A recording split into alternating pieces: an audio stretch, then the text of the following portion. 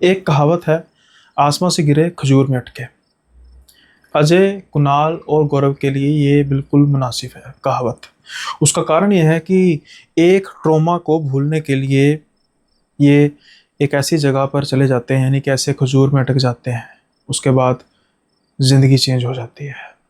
शायद ये उस छोटी सी गलती को लेकर ताउम्र पछताते रहेंगे कि मना करने के बावजूद उन्होंने उस कदम को क्यों उठाया। लेकिन ये किस्सा शुरू होता कहाँ से है?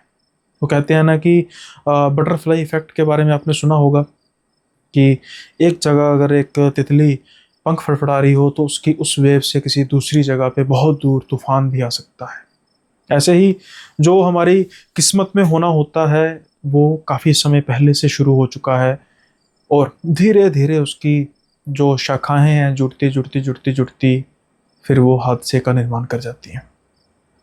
अजय, कुणाल और गौरव, इनके साथ भी कुछ ऐसा ही होता है। अब इन तीनों की जिंदगियां अलग, तीनों देश के बड़े बड़े दूर शहरों में रहने वाले हैं, लेकिन ये आकर मिलते हैं चंडीगढ़। चंडीगढ़ का एक मशहूर कॉलेज या यूनिवर्सिटी कह सकते हैं उसको, वहाँ पर ये पढ़ाई शुरू करते हैं। अब इन तीनों का जो फैमिली बैकग्राउंड है, जैसे मैंने कहा कि भाई वो तीनों अलग अलग स्टेट से बिलोंग तो करते हैं, लेकिन मन मिल जाता है और धीरे धीरे इनकी दोस्ती अच्छी हो जाती है। फिर ये बहुत बढ़िया दोस्त, बहुत पक्के दोस्त बन जाते हैं। अब इसमें से जो गौरव और कुणाल है वो तो पढ़ने में ठीक ठाक है, लेकिन अजय पढ़ने में काफ़ी ज़्यादा होनहार लड़का है। उसको हमेशा हर चीज़ से ज़्यादा पढ़ाई का ध्यान रहता है। अगर कहीं घूमने जाना है तो पहले भाई पढ़ाई होनी चाहिए, अगर कहीं मस्ती करनी है तो सबसे पहले पढ़ाई होनी चाहिए। हालांकि कुणाल और गौरव को इस बात की कभी कोई दिक्कत नहीं हुई, क्योंकि ये बहुत उनका साथ देता था उनकी पढ़ाई में भी। वो पढ़ाई में बहुत तेज तो नहीं थे, एवरेज थे, लेकिन किसी ना किसी तरीके से अजय की मदद के साथ ये अच्छे नंबरों से पास हो जाते थे। लेकिन समय का पहिया हमेशा एक समान चलता रहे ऐसा होना जरूरी तो नहीं है। इसलिए एक वक्त फिर ऐसा भी आता है जब अजय को इन दोनों का नाजायज साथ देने का खामियाजा भुगतना पड़ता है। अब सेमेस्टर के एग्ज़ाम चल रहे थे। सेमेस्टर के एग्ज़ाम में जो अजय कोशिश कर रहा था अपने दोस्तों की मदद करने की, लेकिन इस दिन टीचर की नज़र पड़ जाती है और टीचर अजय से पेपर को छीन लेता है। अजय काफ़ी मिन्नतें करता है कि मेरा अभी पेपर पूरा नहीं हुआ, प्लीज़ मुझे वापस कर दीजिए, मैं गलती ऐसी दोबारा नहीं करूँगा। लेकिन टीचर उसकी एक नहीं सुनता, और सुननी भी नहीं चाहिए थी। कई गलतियाँ ऐसी होती हैं जब पहली बार इंसान करे तो उसे पकड़ लेना चाहिए, उसकी सज़ा दे देनी चाहिए ताकि इंसान दोबारा ना कर पाए। शायद इन्होंने पहले गलती कई बार तो की थी लेकिन पकड़े नहीं गए थे, लेकिन अब पकड़े गए हैं तो शायद ताउम्र इस बात को याद रखते। अब ये चीज़ देखकर कुणाल और गौरव को भी अच्छा तो नहीं लगता। समय से पहले पेपर छीन लेने का मतलब ये है कि अभी पेपर पूरा नहीं हुआ था और नंबर कितने ही आएंगे, ये आप समझ सकते हैं। लेकिन ऐसा नहीं था कि कुणाल और गौरव सिर्फ फ़ायदा उठाने वाले दोस्त थे। वो देखते हैं कि उनके दोस्त को बाहर जाना पड़ रहा है, पेपर पूरा नहीं हुआ, अभी 3 घंटे के पेपर में शायद 2 घंटे का पेपर ही पूरा हुआ था, शायद मुश्किल से पास हो जाए लेकिन नंबर कम आएंगे। वो अजय जो पढ़ने का बहुत शौकीन है, जो अच्छे नंबर लेकर पास होता है, उसकी नेचुरली बात है परसेंटेज में कमी तो आएगी। लेकिन गौरव और कुणाल अपनी दोस्ती निभाते हैं, चाहे गलत काम में, पर दोस्ती तो निभाते हैं। वो भी उठ जाते हैं, पेपर तो उनका भी नेचुरली बात है कंप्लीट नहीं हुआ होता, वो भी उठ जाते हैं कि भाई अगर हमारा दोस्त हमारी गलती की वजह से बाहर उठ के चला गया तो फिर हम यहाँ पर बैठने के हकदार नहीं है। अजय की आंखों में आंसू थे जब वो पेपर एग्जाम हॉल से बाहर आ रहा था, लेकिन जब वो देखता है कि उसके दोनों कंधों पर एक एक हाथ रखता है कोई, तो वो जो पीछे मुड़ के देखता है उसके दोनों दोस्त होते हैं। अजय ये देखकर और भावुक हो जाता है, क्योंकि शायद वो कहीं ना कहीं मन में सोचता हुआ आ रहा था कि भाई जिसकी वजह से मैंने इतना रिस्क लिया और पकड़ा भी गया वो तो अभी अंदर ही बैठे हैं और मैं देखो कैसे बाहर आ गया। लेकिन जब वो उनको देखता है तो उसकी आंखें जो पहले से ही नम थी वहां पर अब अश्रुओं की धारा बहने लग पड़ती है। वो दोनों को गले लगा लेता है, ये दोनों उससे माफ़ी मांगते हैं। वो कहता नहीं भाई गलती तो मेरी है, मैंने ध्यान नहीं दिया, पकड़े गए तो चलो। अब पूछता है फिर कुणाल और गौरव कि भाई पास तो हो जाएंगे ना? तो कहता भाई मैं पास से ज़्यादा नंबर ही ले आऊँगा, इतना तो मैंने एग्ज़ाम कर लिया, तुम बताओ। कहते भाई मुश्किल से पास हो जाएंगे। लेकिन इस चीज़ का सदमा काफ़ी ज़्यादा अजय को लगता है। हालांकि कुणाल और गौरव को इस बात की खुशी थी कि शुक्र है ये आखिरी पेपर था। ऐसा नहीं है कि भैया अभी आगे पेपर थे और भाई इसी सदमे में बाकी पेपर भी सही तरीके से ना आ जाए, इस बात की खुशी थी। अब ये अजय को समझाने की कोशिश करते हैं कि भाई चलो जो होना था वो हो गया, अब इसमें क्या किया जा सकता है, कोई बात नहीं, चलते हैं, छोड़ते हैं इस बात को, आगे की तैयारी करेंगे, नेक्स्ट सेमेस्टर में कोशिश करेंगे और अच्छे तरीके से करें, और हम भी तुझे प्रॉमिस करते हैं कि भैया हम तेरे पर निर्भर नहीं रहेंगे, हम खुद ज़्यादा पढ़ेंगे। जिस तरीके की तसल्ली दी जा सकती थी अजय को, कुणाल और गौरव दे रहे थे। गौरव के मन में अचानक ख्याल आता है, कहता भाई ये बताओ अब प्रोग्राम क्या है। तो ये कहते हैं कि बस प्रोग्राम क्या, अब छुट्टियां होगी तो हम वापस घर जाएंगे। अजय बड़ी मायूस सी आवाज में कहता है। तो गौरव कहता है नहीं यार, ऐसा करते हैं, थोड़ा सा मूड ठीक हो जाएगा, कसौली है कितना यहाँ से दूर, कसौली चले। तो कहता है यार क्या करेंगे कसौली जाके। अरे भाई मूड ठीक हो जाएगा, देख इतनी बात का तुझे भी पता है, हमें भी पता है कि हम इस पेपर में फेल नहीं होंगे, पास होंगे, सप्ली नहीं आएगी। हो जाता है कई बार, लेट से मान लो कि अगर हम ना, मतलब हमें क्वेश्चन ही पेपर ही ज़्यादा डिफिकल्ट लग जाता, फिर भी तो सब्र करना ही था ना। ऐसे करते हैं, हम चलते हैं और जाके रास्ते में भी थोड़ा सा रिलैक्स करते जाएंगे, एंजॉय करते जाएंगे, फिर वहां पर जाके एंजॉय करेंगे, मूड थोड़ा सा ठीक हो जाएगा, घर वालों को बता देते हैं। अब अजय का पहले तो मन नहीं था, लेकिन अब ये सोच रहा था कि भाई ठीक है, कितनी देर इस चीज़ का मैं बोझ अपने सीने पर लेकर चलूंगा, तो थोड़ी देर हम ऐसा कर सकते हैं।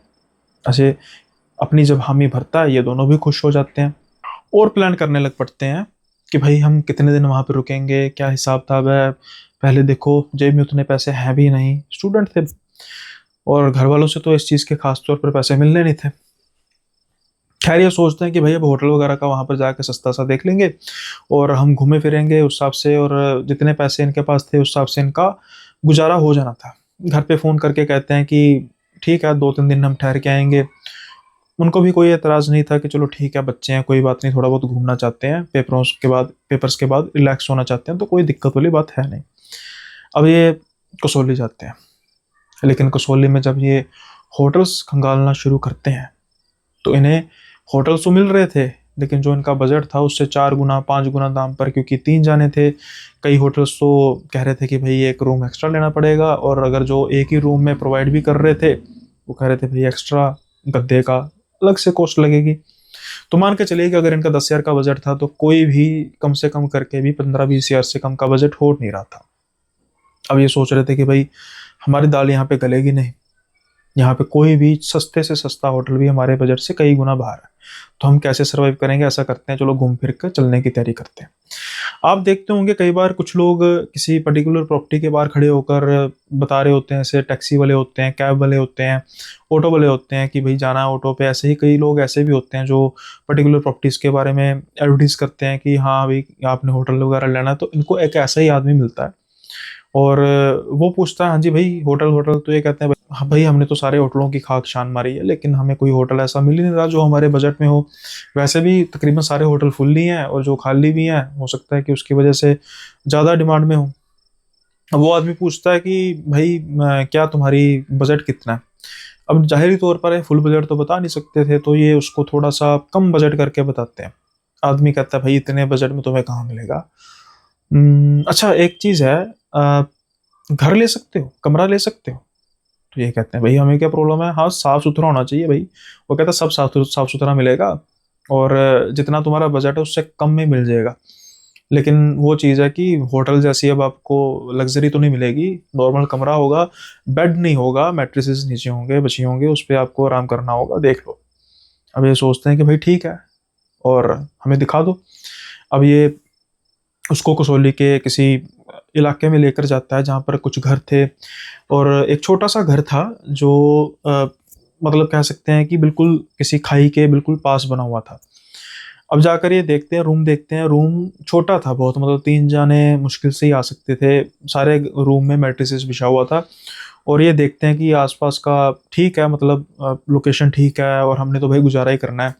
खैर अब ये रेट पूछते हैं कि भाई कितने का है, तो जितना ये बताता है ये इनके बजट से कम था, काफ़ी कम था, क्योंकि पहले इन्होंने बजट उसको टाइट बताया था, और इन्होंने सोचा कि भाई ये तो अच्छा है, हमने 2-3 दिन रुकना है, ये सब सब कुछ ठीक है। अब ये सोचते हैं कि क्या करें, तो कहते हैं भाई पास वाला रूम दे दो ना। एक पास में एक और रूम था। वो कहता है नहीं नहीं भाई वो रूम परमानेंटली बंद है। कहता नहीं हम कह रहे हैं 2 रूम दे दो, 2 रूम का जायजा से लगा दो। कहता नहीं भाई वो रूम बंद है, मतलब वो कोई रेनोवेशन वगैरह हो रही है और उसकी वजह से वो रूम बंद है, तो वो नहीं मिलेगा आपको, इसी रूम में आपको रुकना पड़ेगा। अब देखो रुक सकते हो तो ठीक हो। अब ये सोचते हैं कि चलो ठीक है, क्योंकि ध्यान जो है वो कुणाल का जाता है कि उस रूम के बाहर ताला नहीं लगा हुआ था, कुंडी लगी हुई थी। तो कहते हैं बाद में देखेंगे रूम कैसा है, अगर अच्छा लगेगा तो कहते हैं कि भाई ठीक है, हम जैसा भी ये पसंद है देख लेंगे। अभी इनका जो मेन मुद्दा था वो रूम लेने का था कि कहीं और ना कोई आ जाए और हमारी डील ना ब्रेक हो सके। ये उसके साथ बात करते हैं, बातों बातों में डील हो जाती है और कहते हैं कि ठीक है भाई अब बुलाओ जो भी इनका मालिक है। मालिक बुलाते हैं, वो पैसे पूसे देते हैं, 2-3 दिन के पहले दे देते हैं। और मालिक भी कहता है कि भाई वो उस रूम में मत जाना, वो रूम रेनोवेट हो रहा है और वो यूज़ में नहीं है। तो ये कहते हैं ठीक है मैं बता दिया, कोई बात नहीं, हम नहीं करेंगे। उसके बाद फिर ये जब रूम ले लेते हैं, उसके बाद फिर ये हल्ला गुल्ला जो होता है लड़का मचाते हैं, लड़के वगैरह मचाते हैं, बाहर मार्केट में घूमते फिरते हैं। रात के समय में ये थक हार के अपने रूम में वापस आ जाते हैं। अब जो अजय है ना, अजय बेसिकली क्या है, उसने जो पीजी था उसमें भी अपना सेपरेट रूम लिया हुआ था। जो कुणाल और जो गौरव हैं इनका शेयरिंग पे था। अजय के 2-3 कारण थे। पहला कारण ये था कि एक तो उसको मतलब थोड़ा अकेला रहना पसंद था। दूसरा वो जैसा मैंने कहा कि वो बहुत ज़्यादा टाइम अपना पढ़ाई पर लगाता था, तो उसको चाहिए होता था कि भाई मुझे स्पेस, मतलब एक सेपरेट स्पेस चाहिए, किसी भी तरीके के मुझे डिस्टरबेंस या इंटरफेरेंस नहीं चाहिए। उसकी वजह से भी थोड़ा सा इंट्रोवर्ट लड़का था, तीसरा कारण ये था। इसलिए फिर अब जैसे ये तीनों जने, एक तो जैसे मैंने कहा रूम भी छोटा था, तो उसकी वजह से अजय थोड़ा सा ठीक नहीं फील कर रहा था, डिस्कम्फर्ट फील कर रहा था। फिर भी अब भाई बात तो 2-3 दिन की है, ये कौन सा इन्होंने काफ़ी टाइम रहना था। पहली रात ये जैसे तैसे करके सोने की कोशिश करते हैं और तकरीबन कुछ 1:30 से 2 बजे का समय होता है। अचानक से एक बहुत तेज चीख और अचानक से चीख के साथ साथ रोने की आवाज़ आती है इनको, जो किसी लड़की की लग रही थी। इनके तो रोंगटे तक कांप जाते हैं, सोते सोते तीनों उठते हैं, एक दूसरे की शक्ल की तरफ देखते हैं। अरे भाई क्या हुआ, किसकी आवाज़ थी, कौन थी। ये जल्दी से खिड़की खोलते हैं, आसपास देखते हैं। खिड़की खोलते ही बिल्कुल सामने खाई थी, कोई नज़र नहीं आ रहा था। वहीं दूसरी ओर ये देखते हैं कि जल्दी से कमरा खोलते हैं, दरवाज़ा खोलते हैं, दरवाजे में आसपास लॉबी में कोई नहीं था। ये सोचते हैं कि भाई ये आवाज़ आई कहाँ से, क्या हो रहा है ये। जल्दी से ये घर के बाहर जाते हैं। वहाँ पर सिवाय गहरे अंधेरे और एक खौफनाक सुनसान के अलावा कुछ नहीं था।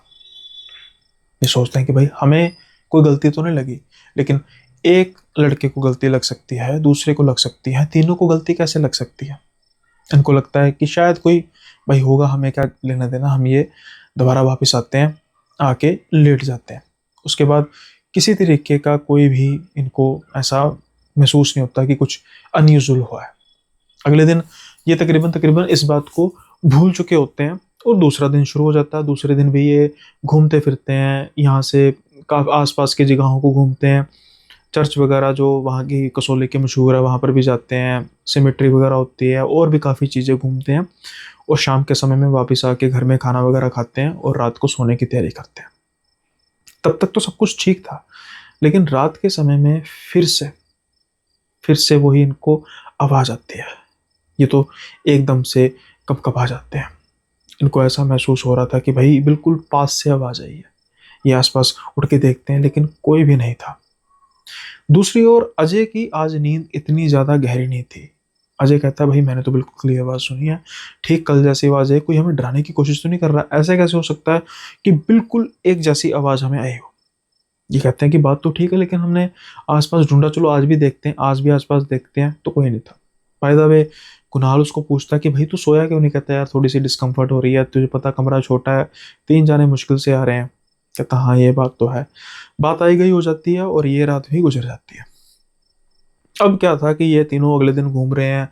अजय थोड़ा-सा थका-थका महसूस हो रहा था, क्योंकि जैसा मैंने कहा कि उसको डिस्कम्फर्ट हो रही थी। बीच में कुणाल और पूछते हैं गौरव कि भाई क्या बात होगी? उनको बताता है यार मुझे ना थकावट सी महसूस हो रही है। तो फिर कुणाल कहता है कि एक बात करते हैं ना, तूने अलग तो नहीं सोना? कहता है यार बात तो ऐसी है, लेकिन कोई बात नहीं, आज का दिन रहेगा। कहता है नहीं-नहीं ऐसी बात नहीं है, पास वाले कमरे में तो सो जाना गद्दा लेके। कहता भाई पास वाले कमरे में उन्होंने मना किया हुआ। कहता भाई मेरी बात सुन, हम 2 रातों से यहाँ पे रह रहे हैं, कोई आया कोई? रात के समय में खास तौर पर कोई आया, कहता यार बात तो ठीक है। कहता बात सुन, मैंने ध्यान से देखा था कुंडी लगी हुई है, ताला तो लगा नहीं है, और यहाँ पर पक्के पुक्के का कोई चक्कर नहीं है, गर्मी तो है नहीं, ठीक है नॉर्मल मौसम है, आराम से तो दरवाज़ा खोलना, रात के समय में हम अपना खाएं पिएंगे ऐश करेंगे, और उसके बाद तो दरवाज़ा खोलना, आराम से सो जाना, बात आई गई हो जाएगी, किसी को क्या पता लगेगा सुबह। ठीक वैसे हम गद्दा उठाएंगे, बाहर से कुंडी लगाएंगे और खत्म। अजय को बात तो ठीक लगती है, कहता है यार ठीक है, तुम्हें तो कोई प्रॉब्लम नहीं है। कहते हैं भाई हम ही तो तुझे आइडिया दे रहे हैं, हमें क्या प्रॉब्लम होगी। अब ये शाम के समय में वहां पर पहुंचते हैं, खाना वगैरह खाते हैं। तो जो गद्दे थे, जैसे मैंने कहा तीन, एक 6 फीट का था, 6 बाय 6 का था, और एक 3 बाय 6 का था। तो वो कहता है कुणाल की भाई चल अपना गद्दा उठा के वहां पे तो चले जा। अब ये जैसे ही कुंडी खोलते हैं, दरवाजे कमरा खोलते हैं, तो अचानक से ना एक बदबू, बहुत तेज बदबू इनको महसूस होती है। हो सकता है कि अजय उस बदबू को सूंघते ही अचानक उसको महसूस होता है कि भाई ये तो मैं गलत आ गया, लेकिन वो बदबू एकदम से गायब हो जाती है, जैसे पता नहीं कोई पासिंग चीज हो, एकदम से गायब हो जाती है और बिल्कुल नॉर्मल हो जाता है। ये तीनों चीजें तीनों जने महसूस तो करते हैं, लेकिन अब कहते हैं भाई मतलब इतना इस चीज को गौर ही नहीं कर पाते जितनी जल्दी वो बदबू गायब होती है। और कहते हैं भाई कमरा बड़ी देर बाद खुला है, हो सकता है उसकी वजह से हो गया हो, कहते हैं हो गया होगा। अब ये कमरा देखते हैं, कमरा बिल्कुल ठीक था, किसी भी तरीके की कोई समस्या नहीं था, साफ कमरा था, टाइल्स लगी हुई थी, आसपास पर्दे भी साफ लगे हुए थे। बिस्तरा ये बिछाते हैं तो कुणाल और गौरव कहते हैं भाई तू तो खुश हो, आराम से सो। अब ये इस चीज पर तवज्जो नहीं दे रहे थे कि भाई जो तो पिछले रातों से ये सुन रहे हैं ऐसी आवाजें, खतरनाक आवाजें, अगर ऐसी कोई आवाज आज भी आती है तो ये इस चीज को लेकर बिल्कुल निश्चिंत थे कि कोई ऐसा कोई चीज होगी ही नहीं। अब ये क्या करते हैं, ये अपने रूम में चले जाते हैं और अजय अपने रूम में चले जाता है। रात का टाइम होता है, शायद अजय भी आराम से सो रहा होता है और कुणाल और गौरव भी थक हार के आराम से सो रहे होते हैं। लेकिन फिर एक आवाज, जोरदार चीख, और ये चीख एक बार नहीं बजी, आज चीखों का सिलसिला था। और सिलसिला भी वो चीख का नहीं जो पिछले 2 दिनों से सुन रहे थे, किसी लड़के की चीख, जिसको कुणाल और गौरव बड़े अच्छे तरीके से पहचानते थे कि जैसे पास वाले कमरे से अजय काफी ऊंची ऊंची चीखें मार रहा है। ते जल्दी से उठ के कमरे को खोलते हैं। अजय एक कोने में दुबक कर बैठा हुआ था, पंखे की ओर देख रहा था और कह रहा था मुझे बचा लो भाई, मुझे बचा लो, बचा लो भाई, बचा लो, बचा लो, मर गया आज तो। कहते क्या हुआ भाई, क्या हुआ, क्या हो गया, क्या देख लिया तूने। कहता वो लटकी हुई थी यहाँ पे लटकी हुई थी। कौन लटकी हुई थी भाई, किसकी बात कर रहा है। अरे भाई मुझे तुम्हें आज चीखों की आवाज नहीं आई, मुझे पता लग गया है कि वो जो चीखें आ रही थी कहाँ से आ रही थी, इसी कमरे से आ रही थी, वही लड़की मार रही थी। अब जैसे ही ये सुनते हैं, ये एक दूसरे को देख रहे हैं, क्या बात है, क्या तो बके जा रहा है, किसकी बात कर रहा है। अरे भाई मैं सोया हुआ था आराम से, अचानक से एक चीख बजती है, ठीक वैसे ही चीख और रोने की आवाज। जैसे मैं आँख खोलता हूँ, पंखे पर एक लड़की लटकी हुई थी भाई, बड़े बड़े बाल थे उसका, बिल्कुल चेहरा नीचे, आंखें बाहर, जुबान बाहर आई हुई थी। अब ये जब सुनते हैं तो ऊंची ऊंची हंसने लग पड़ते हैं। अरे क्या बात कर रहा है भाई, सपना देखा होगा। अरे नहीं भाई मैंने सपना नहीं देखा, मैं सच कह रहा हूँ, सच कह रहा हूँ, मैंने सपना नहीं देखा यार। इतना इतना इतना मैं जो इतना इतना इतना इतना थोड़ा सपना देख सकता हूँ, इतना रियल सपना थोड़ा देख सकता हूँ। जैसे मैं आपसे हल्का के बात कर रहा हूँ, ठीक वैसे ही वो भी बात कर रहा था। अब ये हंसे जा रहे थे उसकी दशा पर कि भाई पोपड़ बन गया तेरा, तुझे सपना आया, इतना भयंकर सपना आया। अरे भाई कुछ नहीं होता, कुछ नहीं होता। लेकिन अचानक से कहते कहते गौरव जब उसका मजाक उड़ा रहा था, कुछ रुको रुको रुको रुको यार, रुको रुको। कहता क्या हुआ, रुको। वो जाता है, उठता है, लाइट जलाता है और कहता है यार नहीं, कुछ तो गड़बड़ है, अजय झूठ नहीं बोल रहा। गौरव कहता है तू कैसे कह सकता है, देखो। अब जब वो दीवारों पर देखते हैं ना, दीवारों पर उनको नाखूनों के निशान आते हैं नजर, जैसे किसी ने नाखूनों के निशान लगाए थे। देख के डर जाते हैं दोनों, समझ नहीं आ रहा था। पहले शायद अजय डर के मारे रो रहा था, लेकिन अब वो दर्द से रो रहा था, क्योंकि जैसे ही अपने दोस्तों को देखकर कुछ समय बाद उसका डर खत्म होता है, फिर उसका दर्द शुरू होता है। वो एकदम सिसके रहता है, कहता है यार ये क्या, मुझे दर्द हो रहा है। और देखता है कि उसकी बाजुओं पर नाखूनों के निशान थे। उसकी शर्ट उतारी जाती है, जो उसको जलन हो रही थी अपनी पीठ पर, उसकी पीठ पर नाखूनों के निशान थे जो इंसान खुद को दे ही नहीं सकता, बिल्कुल स्ट्रेट में थे, यानी कि किसी और के नाखूनों के निशान थे। रात के 2-2:30 बजे का समय था। इनको समझ नहीं आ रही थी कि ये हुआ क्या है। शायद इस कमरे को बंद रखने का कारण कुछ और था। रेनोवेशन थी ही नहीं थी, क्योंकि रेनोवेशन का तो यहाँ पर कोई निशान मिल ही नहीं रहा था। कमरा बिल्कुल फर्निश था। ये कहते हैं भाई जल्दी से इस कमरे से बाहर निकलते हैं, कुछ दिक्कत है। ये गद्दा उठाकर अपने कमरे में जाते हैं। उस रात वो सोते नहीं हैं, सारी रात वो जागते रहते हैं, क्योंकि उनको किसी अनहोनी के होने की आशंका हो रही थी। लेकिन अनहोनी तो घट चुकी थी। जो कांड होना था वो तो हो चुका था। वो आए तो 3 जाने थे, लेकिन वापस 3 जाने नहीं जा रहे थे। सुबह होते ही ये सोचते हैं कि भाई हम जल्दी से जल्दी चेकआउट करेंगे और अपने अपने घरों की ओर रवाना होंगे, और जो ये तेरे नाखूनों के निशान है भाई इसको छुपा के रखना, घर वाले कहीं किसी चीज को लेकर एतराज ना करें। वो कहता हाँ। जैसे ही वो देखता है बाजुओं की ओर, कोई भी निशान नहीं था। एक छोटे से नाखून का निशान तक नहीं था। जल्दी से कुणाल उसको शर्ट उतारने को कहता है, जो भाई जरा शर्ट उतारना। अब जब शर्ट उतारता है तो जो कल उसकी पीठ पर बहुत बड़े बड़े निशान नजर आ रहे थे, वहां पर एक छोटा सा निशान नहीं था। ये दोबारा से उस कमरे को खोलते हैं। जैसे ही सामने आसपास छत पर देखते हैं, कोई नाखून का निशान नहीं था। तो क्या इनका वहम था? नहीं, इतना बड़ा वहम तो हो नहीं सकता था। ये इस सवाल का बहुत ज्यादा इंतजार करते नहीं है, इस जवाब का कि ये क्या है। जल्दी से दोबारा से उस कमरे को कुंडी लगाते हैं। मालिक को फोन करते हैं, जो उन्होंने फोन दिया था कि भाई चाबी जब चेकआउट करोगे तो चाबी दे देना। उसको चेकआउट करने से पहले चाबी थमाते हैं। परेशान लग रहे थे। मालिक भांप लेता है, शायद वो कहता क्या हुआ, कुछ हुआ? कहता नहीं, बस यहाँ पर ना परेशानी हमें अजीब सी थी। खैर अब हमने भी 3 दिन रुकना था, तो बस अब हम घर जा रहे हैं, ज्यादा बात होती नहीं। खास तौर पर अजय का चेहरा तो मुरझाया हुआ था। जैसा मैंने कहा कि ये आए तो 3 जाने थे, लेकिन वापस 3 जाने नहीं जा रहे थे, ये बात तो पक्की थी। अब ये अपने अपने घर चले जाते हैं। कुणाल और गौरव अपनी बिल्कुल नॉर्मल जिंदगी जी रहे थे, लेकिन अजय नहीं, वो अपनी नॉर्मल जिंदगी नहीं जी रहा था। अपने घर में पहली रात एक जोरदार चीख से सारा घर दहल उठता है। उसकी माँ फटाफट भागी आती है। अजय आज भी वैसे ही कमरे के कोने में दुबक कर बैठा था और कह रहा था कि वो माँ लटकी, वो देखो, वो इतनी डरावनी है, माँ लटकी हुई है। माँ पंखे की तरफ देखे थे, किसकी बात कर रहा है बेटा? कह रहा था अभी वो लटकी थी यहाँ पर, देखो ना माँ, मुझे कितना दर्द हो रहा है। नाखूनों के निशान उसके शरीर पर जगह जगह नजर आ रहे थे, जिसको देखकर उसकी माँ डर जाती है कि क्या हुआ, ये क्या हुआ। शायद पहली बार वहम मान लिया हो, सोते हुए खुद को नाखूनों के निशान दे दिए हो। अगली रात, उसके अगली रात, 3-4 रातें लगातार ये बात होती है। इस दौरान कुणाल, गौरव और अजय की कोई बात होती नहीं, इसकी वजह से उनको भी पता नहीं था। लेकिन जब 5वें दिन अजय के पिता का फोन जाता है कुणाल और गौरव को कि बेटा ऐसी कुछ समस्या हो रही है, क्या है, तो वो फिलहाल के लिए बातों को छुपाना ठीक समझते हैं, क्योंकि उनको डर था कि अगर पता लगा कि हमने कमरा खोला था और जरूरी, और ये बात पक्की है कि कमरे में कोई गड़बड़ थी, तो फिर दिक्कत हो जाएगी। लेकिन कितनी देर तक छुपा पाते? आखिर सच तो सामने आना ही था। अब जब अजय को किसी अच्छे समझदार यानी कि किसी भगत जी के पास दिखाया गया, तो भगत जी ने कहा कि ये अकेला नहीं है, इसके साथ कोई और भी है, और ये कोई साथ को लेकर किसी को लेकर आया है, यहाँ से नहीं। जब ये घर आया इसके साथ ही थी। तो उसकी माँ, पिताजी, इस इन बिटवीन जो ये कुणाल है और गौरव है, ये भी आ जाते हैं।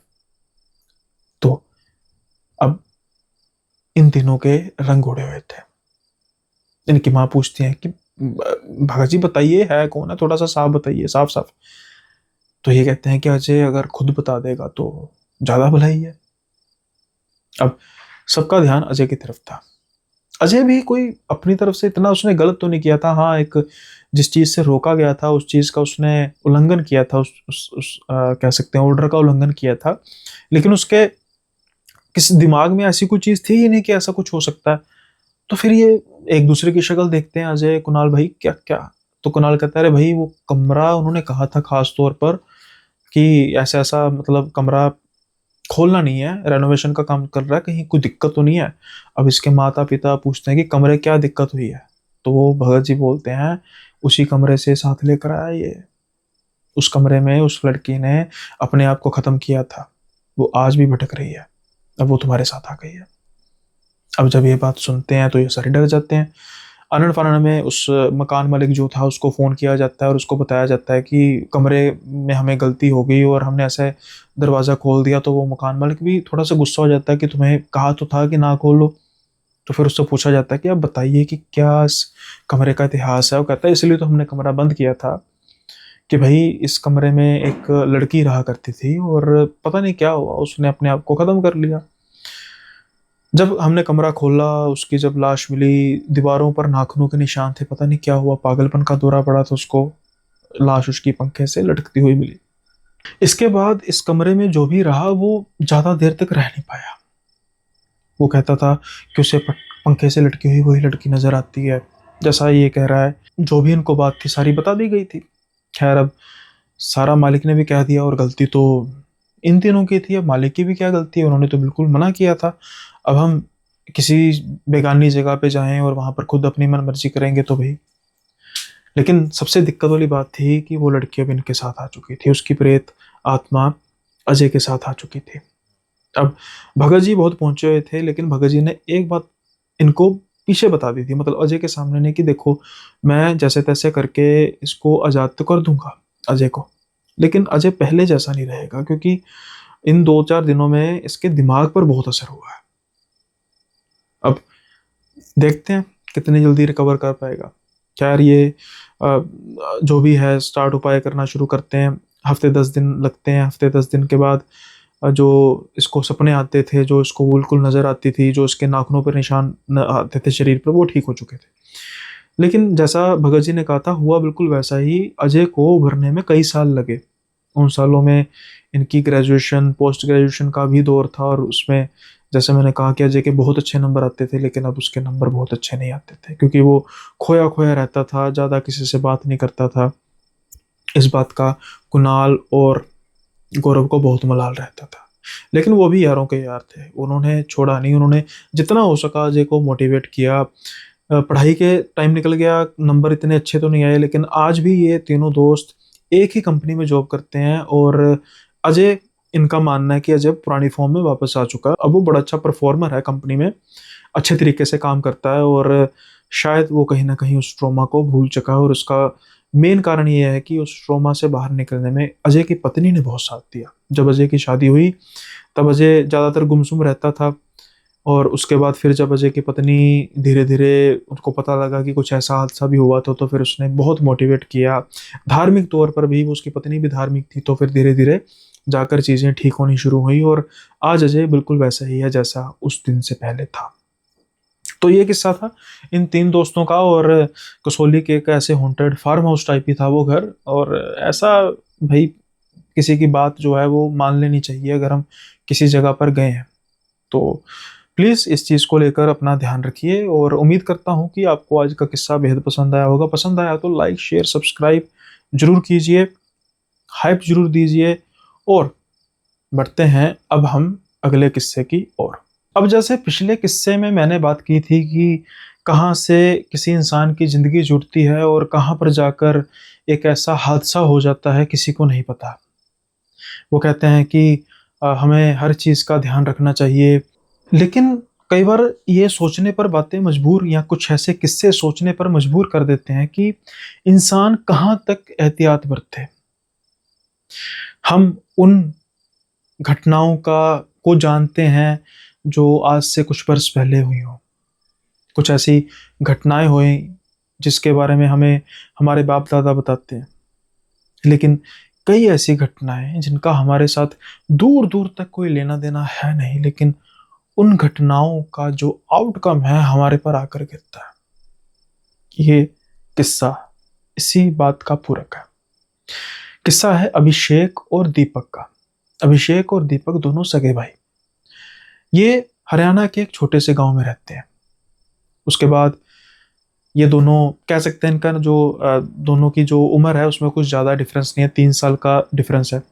तो जब ये अपनी पढ़ाई पूरी कर लेते हैं उसके बाद घर के जो हालात थे कोई इनके बहुत ज़्यादा ठीक नहीं थे। इनके पिताजी छोटे से किसान हैं गांव में, और उसी की जो आमदनी है उससे घर चल पाता है। और उनके पिताजी ने बड़ी कोशिशों से, बड़ी समस्याओं को सहन करते हुए अपने दोनों बेटों को, दीपक और अभिषेक को पढ़ाया। अभिषेक बड़ा भाई है और दीपक छोटा भाई। फिर इन दोनों भाइयों ने ठाना कि भाई हम इस गांव में अगर अपनी ज़मीन को ही सींचेंगे तो आज शायद गुजारा हो रहा है, लेकिन आने वाले समय में जब ये परिवार बढ़ेगा, हमारा भी शादियां होंगी, बच्चे होंगे, तो इस ज़मीन से तो गुजारा होना बिल्कुल ही लाजमी नहीं है। फिर ये सोचते हैं कि हम किसी बड़े शहर में जाते हैं, बड़े शहर में जाके हम काम करते हैं, नौकरी ढूंढते हैं। ग्रेजुएशन तो उन्होंने की थी। अब ये बड़े शहर में जाते हैं, यानी कि दिल्ली में जाते हैं, जो इनके शहर से यानी इनके गांव से पास में था। पास वैसे इतना पास भी नहीं था, कुछ 120 किलोमीटर के आसपास था, लेकिन दिल्ली सबसे बड़ा शहर है जो इनके, जहां पर इनको लगा कि जहां पर अपॉर्चुनिटीज मिल सकती हैं, और वो अपॉर्चुनिटीज मिली भी। दोनों अलग अलग बैंक में, अलग अलग यानी कि दोनों अलग अलग बैंक में जॉब करना शुरू कर देते हैं। सेल्स का इनका काम होता है। सेल्स में जो काम करते हैं उनको ये पता है कि अगर आप काम कर रहे हैं ज़बरदस्त तरीके से तो तनख्वाह आपकी सिर्फ एक एक तरह की पॉकेट मनी बन जाती है, पॉकेट मनी बन जाती है। असली तो इंसेंटिव होता है। जब इनको दोनों बड़ी मेहनत से काम कर रहे थे, जब इनको पहली बार इंसेंटिव आया इनका, सपोज कीजिए कि तनख्वाह होगी 15,000, इंसेंटिव आया 20,000, यानी कि टोटल तनख्वाह होगी 35,000। इनकी तो आंखें चुंधिया गई, भाई ऐसा भी हो सकता है, यानी कि हम जितना काम कर रहे हैं उससे कहीं ज़्यादा तनख्वाह से हमें पैसा मिलेगा, हमारे काम करने पे डिपेंड करता है। फिर इन्होंने दिन रात अपनी लगा दी, सारे दिन ये कॉल्स करते, पूरा जी जान लगा के काम करते और मेहनत रंग लाने लग पड़े। धीरे धीरे प्रमोशन तो होती गई, लेकिन इंसेंटिव का चस्का इनको ऐसा लगा कि ये बस कोई भी मौका छोड़ते नहीं थे, और इनका जो इंसेंटिव होता था इनकी तनख्वाह से कहीं ज़्यादा होता था। फिर ये परमानेंट हुए। परमानेंट इन द सेंस, जो प्राइवेट जॉब करते हैं उसमें दो तरह की जॉब होती है, ऑफ रोल जॉब और ऑन रोल जॉब। तो पहले जब ये ज्वाइन उन्होंने किया था तो ऑफ रोल में किया था, अब ये ऑन रोल हो चुके थे, यानी कि जो भी बैंक की जो परमानेंट एम्प्लॉयज को फैसिलिटीज मिलती हैं वो इनको मिलेंगी। और अच्छा ये काम कर रहे थे, अच्छे पैसे कमा रहे थे। कभी सोचा भी नहीं था कि जितने इन्होंने पैसे कमा लिए थे कि ये अपनी सारी ज़िंदगी में कमा सकते हैं, या इनके पिता ने उतने सारी ज़िंदगी में नहीं कमाए थे जो इन्होंने कुछ ही 4-5 सालों में कमा लिए थे। अब ये सोचते हैं कि भाई हम एक काम करते हैं, हम घर ले लेते हैं, क्योंकि हम अभी रेंट पे रह रहे हैं। हालांकि दोनों साथ में रह रहे थे, इस रेंट का खर्चा बचेगा।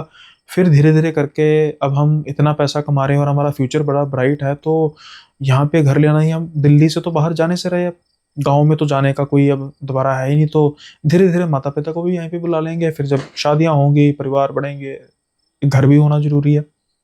अब यही सोच के ये घर को देखना शुरू कर देते हैं कि भाई चलो परमानेंट हो चुके हैं, लोन भी मिल जाएगा। अब इनका बजट जो था, दिल्ली जैसे शहर में कई जगहों पर इन्होंने ढूंढा, मतलब बिल्कुल ऐसी भी लोकेशन नहीं ये चाहते थे कि जहाँ पर रहा भी ना जाए। जिस जैसी लोकेलिटी ये चाहते थे उस लोकेलिटी में इनको जो घर था वो बड़ा महंगा मिल रहा था। कोई भी जो डील थी वो ब्रेक ही नहीं हो पा रही थी। एग्जाम्पल के तौर पर इनका जो सोचा होगा कि भाई हम 50 लाख रुपए तक का घर लेते हैं, 25 यानी 20-20 या 22-22 लाख के हम लोन दोनों करा लेंगे अपने, तो उसकी जो दिया जाएंगे भाई वैसे भी इंसेंटिव से निकल जाए करेंगे, और क्या चाहिए।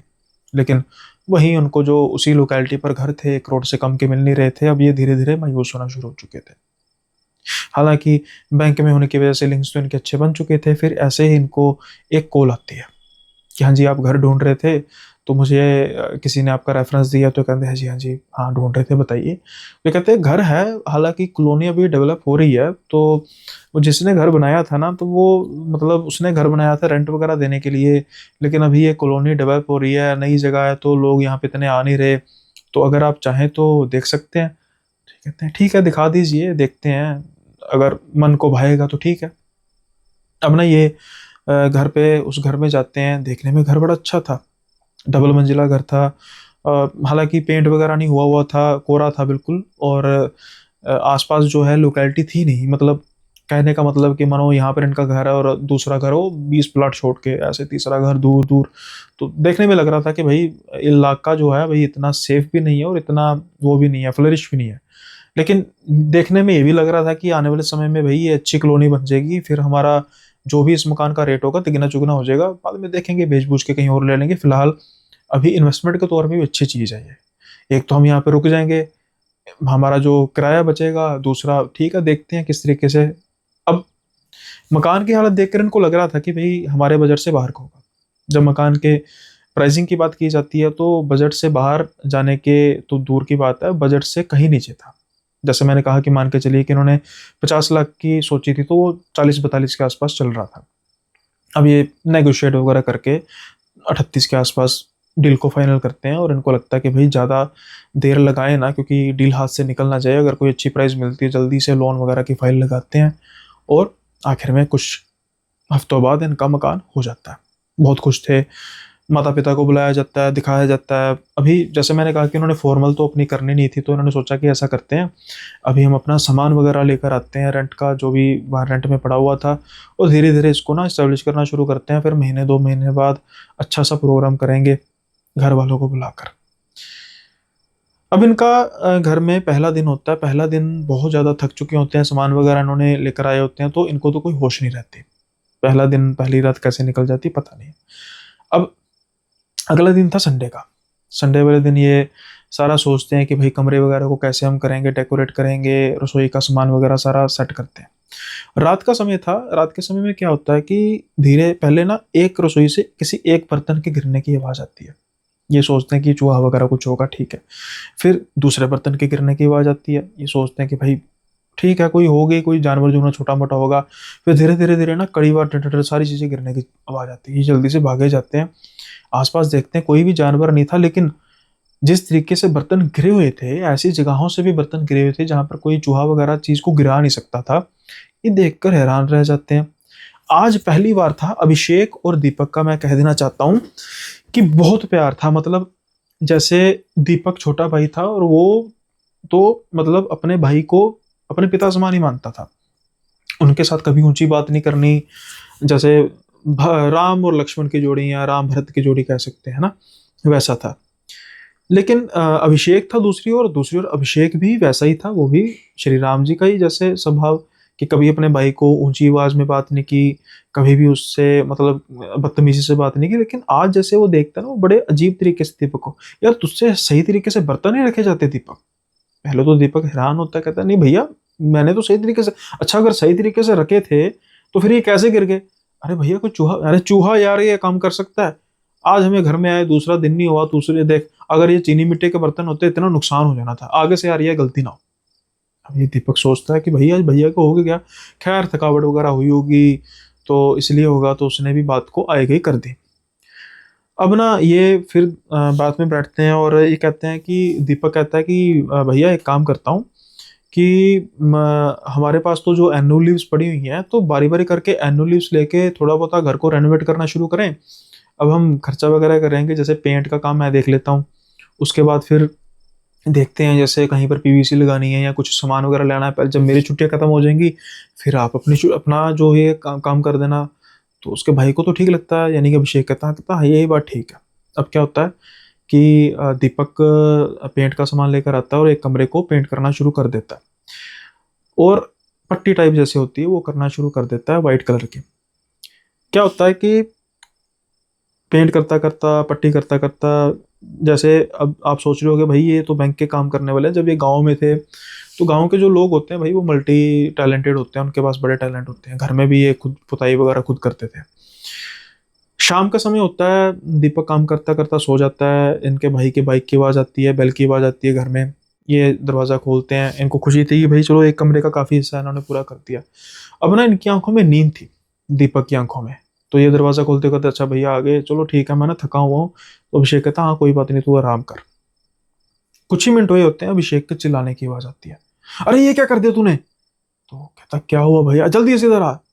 अब जैसे ही वो कमरा खोल के देखते हैं, जिस कमरे में इन्होंने पट्टी की थी या जो भी पुताई वगैरह की थी, वहां पर सफेद रंग की जहां जहां पर पुताई हुई थी वहां पर लाल रंग के धब्बे भी थे। हालांकि इनके पास लाल रंग का पेंट था जो इन्होंने सोचा था कि किस तरीके से कलरिंग वगैरह करेंगे, लेकिन दीपक के होश उड़े कोड़े रह जाते हैं कि भाई मुझे क्या कह रहे हो। कहता और कौन था घर पे, भाई तू ही तो था, तूने किया होगा। तो दीपक कहता है भैया मेरी बात समझने की करो कोशिश, मैं बिल्कुल साफ मैंने किया, उसके बाद मैं आराम से आकर लेट गया हूँ, अब जब आप आए हो मैं तभी उठाऊं, तो फिर ये किसी ने किया, भूत है यहाँ पे। दीपक सोचता है कि भाई बात तो मेरी सुनो, लेकिन अभिषेक कुछ भी सुनने के लिए तैयार नहीं था। उसके स्वभाव में इतनी जल्दी तब्दीली आई, ये समझ में नहीं आ रहा था दीपक को। दीपक वहां पर चुप रहना ही सही समझता है, वो सर झुका लेता है, कहता है कि भैया मैं कर देता हूँ। यार करने की बात नहीं है यार, इतना नुकसान हो गया पैसों का। अब दीपक पहले सोचता है कि ये मैं कहूँ पैसों भर दूंगा, फिर बात उल्टी ना हो जाए, कहता नहीं भैया मैं देख लेता हूँ। खैर अभिषेक भी थका हुआ था, दीपक कहता मैं खाना वगैरह का तैयारी करता हूँ। खाने वगैरह की तैयारी जब होती है, अब ना इनका जो जो भी खाने का सामान होता है वो खाते हैं, खाना वगैरह खाते हैं, अचानक से कुछ गिरने की आवाज आती है रसोई से, कोई बड़ी चीज। इनके पास एक बहुत बड़ा जार था, कांच का जार था बड़ा, शायद वैसी आवाज थी कुछ। अब ना दीपक जल्दी से भागता हुआ जाता है और देखता है कि वो कांच का जो जार है नीचे गिरा हुआ है, उसमें कुछ आई थिंक मुरब्बा वगैरह कुछ पड़े हुए थे, वो गिरा हुआ है। अब वो देखता है कि अभिषेक वहां से चला आ रहा है अंधेरे को चीरते हुए।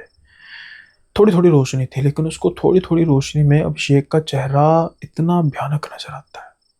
उसका भाई तो था ही नहीं, वो धीरे धीरे बढ़ता आ रहा था। दूर से उसको वो चेहरा भयानक नजर आ रहा था। उसका कोई भी वहम नहीं था कि मुझे वहम हो चुका है कि ये भयानक चेहरा है।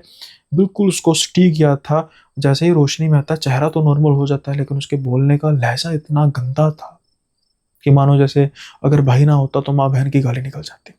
और तो और उसको बुरे तरीके से बदतमीजी करते हुए अभिषेक उसका गिरेबान पकड़ लेता है दीपक का। शायद आज दीपक का भी जो संयम है वो टूट जाता है। वो कहता है भैया आप कर क्या रहे हो, दिमाग खराब है आपका। अभिषेक गुस्से से कहता है दिमाग तो तेरा खराब है, जब से इस घर में आया है तो नुकसान पे नुकसान किया जा रहा है मेरा, समझ नहीं तुझे आती, आज भी कितना नुकसान कर दिया तूने। दीपक कहता है भैया इसमें गिरेबान पकड़ने वाली क्या बात है, मेरा बस चले तो मैं तेरी धुनाई कर दूं, तू गिरेबान पकड़ने की बात करता है। ये कह के अभिषेक चला जाता है, लेकिन दीपक को कुछ खटक चुका था। उसको ये लग रहा था कि कुछ ना कुछ तो वो गलत कर रहा है, कुछ ना कुछ तो गलत हो रहा है। ऐसा कैसे हो सकता है, वही मेरा भाई जो 3-4 दिन पहले मुझसे ऐसे बात करना तो दूर सोच तक नहीं सकता था, लेकिन सारी बातें छोड़ो, वो चेहरा किसका था। क्या मुझे वहम हुआ? नहीं, वहम नहीं हो सकता, किसी भी तरीके से वहम नहीं हो सकता। फिर क्या था भाई, कुछ ना कुछ तो लोचा है, कुछ ना कुछ तो गड़बड़ है।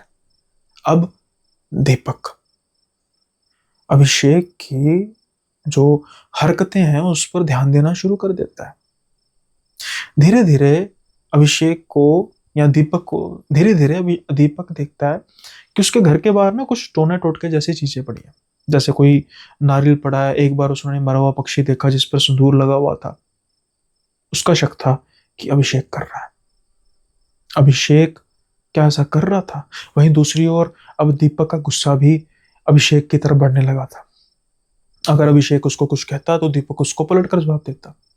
कुछ ही दिनों में मंजर ऐसा हो चुका था कि दीपक और अभिषेक आपस में बड़ी बुरी तरीके से उलझने लगे थे। छोटी छोटी बातों को लेकर उनमें ऐसे लड़ाई होती थी जैसे हस्बैंड वाइफ लड़ते हैं। कभी भी इनमें ऐसी यानी कि लड़ाई हुई ही नहीं थी, ऐसी तो बड़ी दूर की बात है।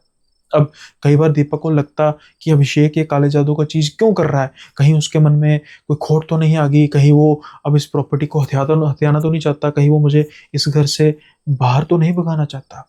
वहीं दूसरी ओर अभिषेक उससे कई बार बातों बातों में कहता मुझे पता है तू क्या कर रहा है, ये चीजें ज्यादा देर तक चलेंगी नहीं दीपक, तू सब कुछ गलत कर रहा है। अगर तू ये सोच रहा है ना कि सब कुछ तेरा ही होगा तो तू मुझे साफ कह देता, ऐसे करके तू चीजों को पा नहीं पाएगा। अब ये सोचता है कि भाई दीपक मैं कर तो तुम सब कुछ रहे हो। कंफ्यूजन बहुत ज्यादा बढ़ चुकी थी। लेकिन फिर आती है वो रात। जैसे मैंने कहा कि दीपक अभिषेक की तरफ नजर रख रहा था कि ये करता क्या है। अचानक से दीपक भागता भागता जाता है अभिषेक की तरफ, क्योंकि उसको दरवाजा खुलने की आवाज आई थी। वो कहता है पीछे से पकड़े गए, मुझे पता था तुम ही कर रहे थे, तुम ही कर रहे थे ना ये सब, तुम ही कर रहे थे ना ये सब। अभिषेक कहता है मैं क्या कर रहा था, मैं तो वो देख रहा था जो तुम कर रहे हो। कर दिया ना तुमने? कहता क्या कर दिया मैंने? अब दरवाजे की तरफ इशारा करके ये देख, वहां पर बकरे का कटा हुआ सर पड़ा था। अच्छा मैंने किया है, मैंने किया है? उल्टा चोर कोतवाल को डांटे। अरे भाई ये सब कुछ आप ही कर रहे हो। अभिषेक कहता मैं कर रहा हूँ क्या? दिमाग खराब है तेरा? अरे तू सब कुछ कर रहा है, ये सारी तेरी करतूतें हैं। बड़ा भाई भाई छोटा भाई करने का ड्रामा करता था, तू तो लगता है मुझे मरवाने की तैयारी कर रहा है। अब ये दोनों उलझ चुके थे। दीपक को लग रहा था कि भाई ये खुद करके अपने आप को बचने की कोशिश कर रहा है। अभिषेक को लग रहा था कि भाई ये सब कुछ खुद कर रहा है, पर्दाफाश हो चुका है। मैं तो देखने जा रहा था कि भाई ये क्या किसने, क्योंकि उसको अभिषेक को आवाज आई थी दरवाजा खुलने की बंद होने की। तो अब हो चुका था बहुत ज्यादा मामला गर्म। अब ये दोनों उलझ पड़ते हैं, एक दूसरे को चांटे मारने शुरू कर देते हैं। बड़े भाई छोटे भाई का कोई लिहाज नहीं रहता। आसपास डंडे पड़े थे, एक दूसरे को डंडों से पीटना शुरू करते हैं और थोड़ी देर बाद दोनों घायल हो जाते हैं। अब क्या होता है कि इनके मकान के पास कुछ ही दूरी पर कुछ कंस्ट्रक्शन हो रही थी, और वहां पर जो मजदूर वगैरह थे वो रात के समय में रुके हुए थे। उनको जब आवाजें आनी शुरू हुई तो वो धीरे धीरे आए, तो ये देखे दोनों लड़के नीचे पड़े हुए हैं। उन्होंने इनको हॉस्पिटल पहुंचाया। अब जब ये हॉस्पिटल में आंख खोलते हैं, दोनों की हालत बुरी थी। पुलिस आती है, वो कहती है हाँ भाई। अब जब ये पुलिस को देख के एक दूसरे की शक्ल देखते हैं कि भाई हमने तो रात को एक दूसरे को मारा पीटा, लेकिन कहते हैं कि नहीं नहीं भाई, हमारी वैसे छोटी मोटी तकरार होगी थी और हम कोई भी रिपोर्ट नहीं करना चाहते, आप चाहिए। एक चीज आपने नोट की, जितना ये दोनों एक दूसरे के खून के प्यासे हो चुके थे, तब ये पुलिस को कंप्लेंट करते, क्रॉस पर्चा भी हो जाता, कुछ भी होता, लेकिन दोनों ने तो जेल में चले जाना था। एक दूसरे को सबक सिखा सकते थे, लेकिन घर के बाहर ये कुछ नहीं किए। घर के बाहर इन दोनों की आंखों में आंसू थे कि भैया आप पर मैंने हाथ उठाया, जैसे वही सारा सीन चलता है। और वो भी कह रहे थे कि भाई मैंने क्या कर दिया अपने छोटे भाई को। अब ना इनको 2-3 दिन बाद डिस्चार्ज मिल जाता है। ये घर आते हैं। इन बिटवीन माँ बाप को कुछ नहीं पता था, ना ही इन्होंने बताया। अब जब घर में आते हैं ना, तो अचानक से फिर इनका स्वभाव चेंज होने लग पड़ता है कि भाई तू ऐसा है, देख तूने घर में क्या किया, तूने घर में किया। जो बंदा इनको लेकर आया था, यानी कि जो प्रवासी था ना, मजदूर था, वो इनको उसने हेल्प की थी बेचारे ने। वो इनको रोकता रहे, भाई क्या कर रहे हो? घर के बाहर तुम राम लक्ष्मण थे, घर के अंदर तो तुम्हारा ये हाल हुआ, एक दूसरे की खून के प्यासे हो। अरे भाई हुआ क्या? ये दोनों एक दूसरे को सुनाने लग पड़े, ये करता है, ये करता है, ये काला जादू करता है, ये करता है, ऐसा वैसा। अब वो प्रवासी बंदा ना थोड़ा सा समझदार था। वो कहता मेरी बात सुनो, इससे पहले कभी लड़ाई हुई है? कहता नहीं लड़ाई हुई। पक्का लड़ाई नहीं हुई? कहता नहीं हुई। तो इसके बाद घर पे आने के बाद हो रही है? कह रहा हाँ। अरे मैं कहूँ किसी बाबा को दिखा दो। अब ये बात ना प्रवासी समझदार था, उसने बात घर में बाहर लेकर आकर इनको कही। घर के अंदर तो होगा भाई मुझे ना पीट दे। उसको कुछ शंका तो थी, और उसकी शंका बिल्कुल जायज थी। ये दोनों का दिमाग काम करता, कहते हैं यार हाँ बात तो ठीक है यार, हम इस घर में जब से आए हैं लड़ ही रहे हैं, भाई क्या हुआ? अब ना ये कहते हैं भाई कोई है जान पर, कहते भाई जान पहचान वाला ऐसे सच ऐसा तो नहीं है। ये मजदूरों को बुला के भी पूछते हैं कोई है तुम्हारी जान पहचान? कहते नहीं। खैर ये पूछना शुरू करते हैं, और ये एक चीज डिसाइड करते हैं कि अब इस घर में रहेंगे नहीं। जितनी देर तक इनको कुछ सोल्यूशन नहीं मिल जाता, इस घर में नहीं रहेंगे। अब जब ये घर के बाहर रहते हैं ना, होटल में रहते हैं कि भाई होटल में रूम ले लेते हैं, फिर उनका वही प्यार जाग जाता है, मेरा भाई है, बड़ा भाई, मैंने बहुत गलत कर दिया, छोटे भाई को मैंने बहुत गलत कर दिया। अब इनको ये मालूम चल चुका था कि घर के अंदर तो कोई दिक्कत है। खैर इनको अच्छे एक पंडित मिलते हैं। वो जब घर के अंदर आते हैं ना, ये नहीं आते, तो पंडित जी कहते क्या हुआ, अंदर आओगे भाई, मुझे तभी पता लगेगा। कहते नहीं हम नहीं आते, हम अंदर आते लड़ने लग पड़ते हैं। तो पंडित जी कहते अच्छा ऐसा है, चलो कोई बात नहीं। वो ना बाहर जाते हैं, कुछ मंत्र इनका जाप करके दोनों को मौली बांधते, कहते अब आओ, अब नहीं होगा। अब ये अंदर आते हैं। हालांकि इनको थोड़ा बहुत महसूस तो होता है, लेकिन ये भी थोड़ा सा कंट्रोल करने की कोशिश करते हुए, अब ये जान चुके थे कि इस घर में कुछ है। इनके ना जो पंडित जी हैं वो घूमते फिरते रहते हैं, घूमते फिरते रहते हैं, करते करते करते करते अचानक एक कमरे में ये रुकते हैं। कहते हैं यहाँ पर है कुछ, यहाँ पर कुछ है। पहली बात तो एक, इस घर में पक्का कुछ है। मुझे लगता है कि यहाँ पर कुछ आत्माएं हैं, एक नहीं है, एक से ज्यादा है, इतना मुझे पता है, एक से ज्यादा आत्माएं। और इस कमरे में खास तौर पर कुछ है, कोई मुझे लगता है चीज दबी हुई है। पंडित जी को कहते क्या? कहते ये नहीं जानता, कोई है खोदने वाला। अब जैसे वो मजदूर थे, उनके साथ अच्छी जान पहचान हो गई थी, उनको बुलाता है कि भाई इसको खोदोगे? मजदूर कहता खोद देते हैं। अब ये खोदते जा रहे थे, खोदते जा रहे थे, 2 foot, 4 foot, 5 foot, 7 foot, 8 foot, 10 foot, 12 foot, 15 feet नीचे जाके इनको 2 कंकाल नजर आते हैं। और वो 2 कंकाल भी कैसे थे, जैसे उनकी जो बिल्कुल हल्के फुल्के जो रह गए थे ना, उससे लग रहा था कि ये दोनों सैनिक होंगे, दोनों सैनिक होंगे और दोनों के हाथ में तलवार टाइप कुछ चीज थी। अब पंडित जी को साफ हो चुका था। कहते ये है समस्या। कहते हैं इन दोनों की आत्माएं भटक रही हैं यहाँ पे। तो कहते हैं मैं समझा नहीं। कहते हैं पहले तो भाई पुलिस को लेकर आओ, किसी इंसान की हड्डियों का मामला है, वो तो मैं फिर सारे बाद में बताऊंगा। ये पुलिस को इन्फॉर्म करते हैं कि भाई हमने घर लिया था, हमें ऐसा ऐसा महसूस हुआ। निश्चिंत इसलिए थे क्योंकि जो उनकी वेशभूषा थी उनसे ये तो पता लग रहा था ये हड्डियां से 2-4 साल पहले की तो बात है नहीं, कोई सैनिकों सोनकों का चक्कर है। पुलिस आती है, कार्रवाई करती है, हड्डियों को निकाल के लेके जाती है। अब ये कहते हैं कि बताओ क्या चक्कर है। कहते हैं देखो ये जो भी है ना, ये दोनों दुश्मन थे, इन्होंने एक दूसरे को मारा। अब पड़े होंगे समय के साथ, दबते गए धूल के नीचे। इनकी आत्माएं आज भी लड़ रही हैं और इनकी आत्माएं तुम्हें जरिया बना रही हैं एक दूसरे को लड़ने का। तो फिर ये धीरे धीरे करते हैं कि हाँ वो तो है कि हम लड़ तो रहे हैं।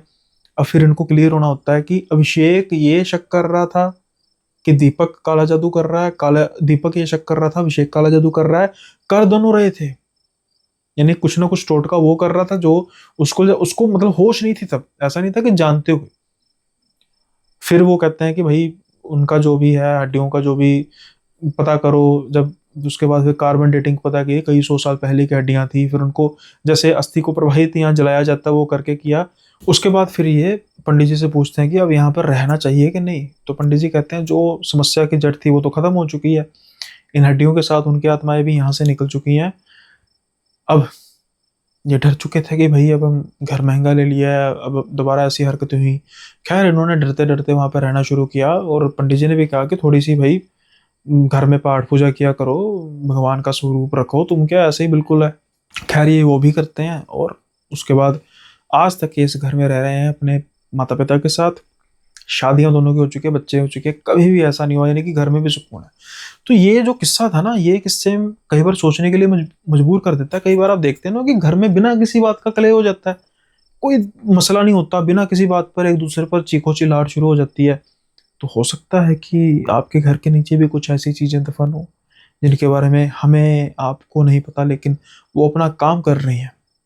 तो अ, फिर भी जिनके घर में कोई ऐसी समस्या है या जिनके किसी अपने पार्टनर के साथ या किसी अपने जानकर के साथ कुछ ऐसा है, तो उनको थोड़ा बहुत तो चेक करा लेना चाहिए। मैं नहीं कह रहा कि सारा घर ही खोद दो, किसी समझदार इंसान को, सियाने इंसान को बुलाकर, हो सकता है जैसे उन्होंने एक बिल्कुल पिन पॉइंट किया कि यहाँ पर कुछ चीज़ को खोदो, हो सकता है कि कुछ ऐसा मिल जाए। आज का किस्सा ये था, दूसरा किस्सा। उम्मीद करता हूँ ये आपको पसंद आया होगा। पसंद आया तो लाइक शेयर सब्सक्राइब जरूर कर दीजिए लाजमी। और जाते जाते मेंबरशिप जो है वो भी आप देख सकते हैं, मेंबरशिप की वीडियोस को भी देख सकते हैं, लेकिन उसकी एक छोटी सी फीस है 29 रुपये पर मंथ, यानी कि 1 रुपये से भी कम पर डे। चाहे तो आप ये सारे का सारा खजाना जो है वो देख सकते हैं। हालांकि अभी थोड़ा कम है, 8-9 वीडियोस हैं, लेकिन ये बढ़ता जाएगा। और ये वो वीडियोस है जो कभी भी पब्लिक नहीं होंगी एज ऑफ नाउ। तो गो थ्रू कीजिए, मजा आएगा ये भी किस्से सुनने में। तो करते हैं यहीं पर आज का वीडियो खत्म। जल्दी मिलेंगे अगले वीडियो में नए किस्सों के साथ। तब तक के लिए बाय बाय, अपना ख्याल रखिए।